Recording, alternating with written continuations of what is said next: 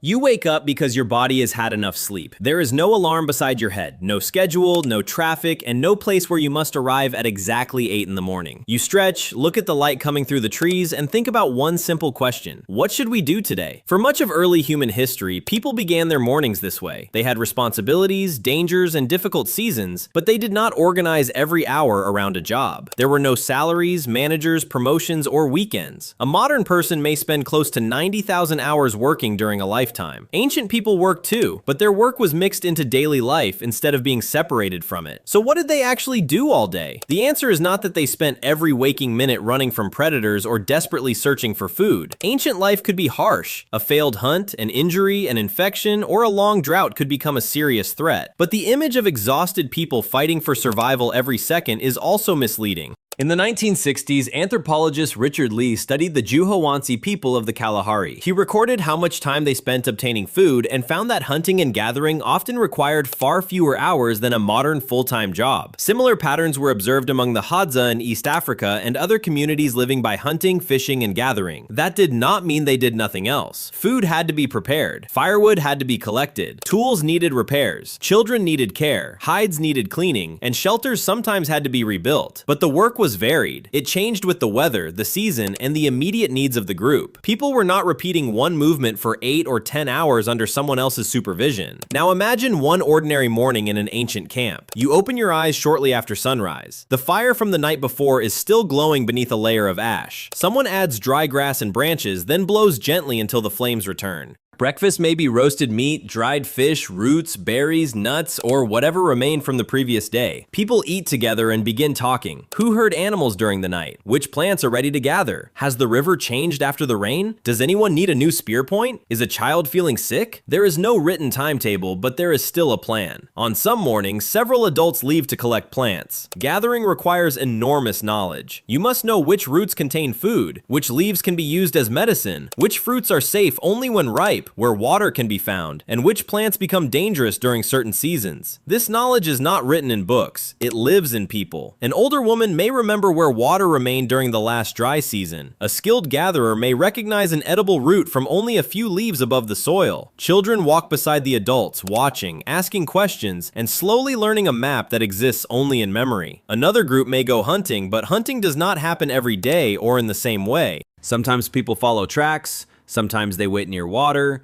sometimes they use traps, nets, dogs, spears, or bows. Successful hunting depends less on brute strength than on patience, teamwork, and the ability to read tiny signs. A bent blade of grass can show a direction. Fresh tracks can reveal how recently an animal passed. A broken branch may show whether it was moving quickly or feeding slowly. To an untrained person, the landscape looks empty. To a hunter, it is filled with information. And sometimes the hunt fails. That is why sharing food is so important. Today you may bring back meat. Tomorrow someone else may find honey or fish. Later, when you are injured, the group may feed you. Generosity becomes a form of insurance that no one needs to write down. If food is already available, many people remain in camp. One person sharpens a stone blade. Another straightens a wooden spear over heat. Someone twists plant fibers into cord. Someone else uses that cord to make a basket, net, or carrying strap. Animal hides must be scraped, stretched, and softened. Bones can become needles, hooks, handles, or ornaments. Wood can become bowls, digging sticks, frames, and weapons. Even a simple basket may contain generations of knowledge. Ancient people did not own many things, but that did not make them unskilled. A single person might understand food, weather, animals, fire, materials, first aid, navigation, and dozens of practical crafts. Children learned by joining in. There was no school bell separating education from life. At first, they played with small tools. Later, they carried light loads, gathered easy plants, watched younger children, and followed adults on short trips. Play was not wasted time. It trained balance, strength, cooperation, memory, and imagination. A child throwing a stick at a target was also developing skills that might matter later. Stories and jokes taught social rules long before anyone tried to explain those rules directly. By the middle of the day, people often moved into the shade. Someone repaired a tool, someone slept. Children played nearby.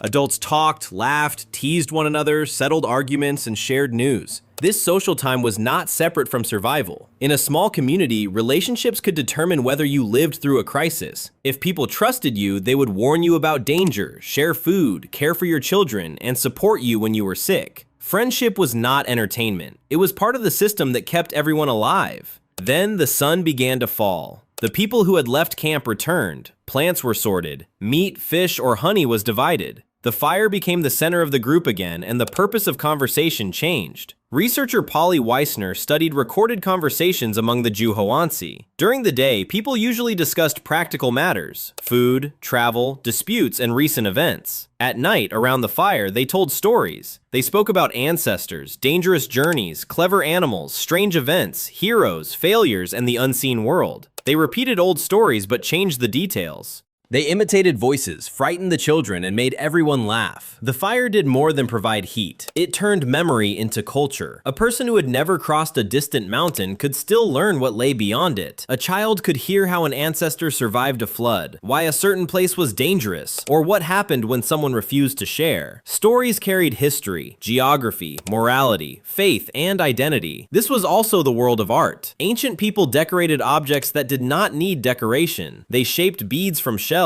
carved patterns into bone and stone, mixed pigments, painted animals, made music, and prepared places for worship and burial. In ancient caves, artists created animals with movement and astonishing attention to detail. Archaeologists have found worked ochre, shell ornaments, carved designs, and bone flutes. Within a biblical chronology, these objects belong to people who lived thousands of years ago, not to an imaginary half-human stage before mankind. They reveal minds like ours, capable of beauty, symbolism, craftsmanship, worship, and music. When food was collected and tools were repaired, people did not simply sit empty. They created meaning. Sleep was also shaped by darkness rather than electric light. Historical records describe people having a first sleep and a second sleep, with a quiet period of wakefulness between them. Not everyone followed the same pattern, but many people woke to feed the fire, calm a child, pray, speak quietly, or listen for danger before sleeping again. This rhythm changed as farming spread several thousand years ago. At first, planting seeds near a settlement may have seemed like a simple improvement, but a field creates obligations. It must be cleared, planted, weeded, watered, guarded, harvested, processed, stored, and defended. Farming could support more people on the same land. More food allowed settlements to grow. Larger settlements then required more fields. After several generations, returning to a mobile life became difficult because there were too many people to support through hunting and gathering alone. The field offered abundance, but it also demanded a schedule. Crops could not wait because you felt tired. Grain had to be protected from insects, animals, thieves, and moisture. Settled life created potters, builders, metalworkers, weavers, soldiers, priests, merchants, and officials. It produced cities and remarkable inventions, but it also allowed other people to control land, taxes, food, and time. Gradually, work became something that could be counted, demanded, and owed. Today, your alarm rings because your time already belongs to a plan made yesterday. You travel to a place where you perform a limited set of tasks, then return home and try to fit family, friendship, faith, rest, and creativity into whatever remains. Ancient life was not paradise. People faced hunger, violence, disease, dangerous childbirth, harsh weather, and losses that modern medicine can often prevent. We should not romanticize it. But we should also stop believing that every step toward modern life automatically gave people more time, community, or freedom. Ancient people often owned very little, yet much of their day belonged directly to them and to the people around them. Conversation was not a distraction from life. Art was not a hobby squeezed into the final exhausted minutes of the evening. Storytelling was not content. It was all part of being human. The same hands that once shaped stone now type messages on glass. The same mind that once followed tracks now follows notifications. The same need for belonging that drew people around a fire now keeps us scrolling long after midnight. Perhaps that is why the image of an ancient camp feels strangely familiar. A fire in the center, food being shared, children playing nearby, someone repairing a tool. Someone telling a story everyone has heard before, but everyone still wants to hear again. No one is asking whether the evening is productive. They are simply living the life for which all the work was done. Ancient people left marks on cave walls, patterns on tools, music in bone, and stories in the memories of their children. You can leave a mark here too. Subscribe and we will meet again beside the next fire.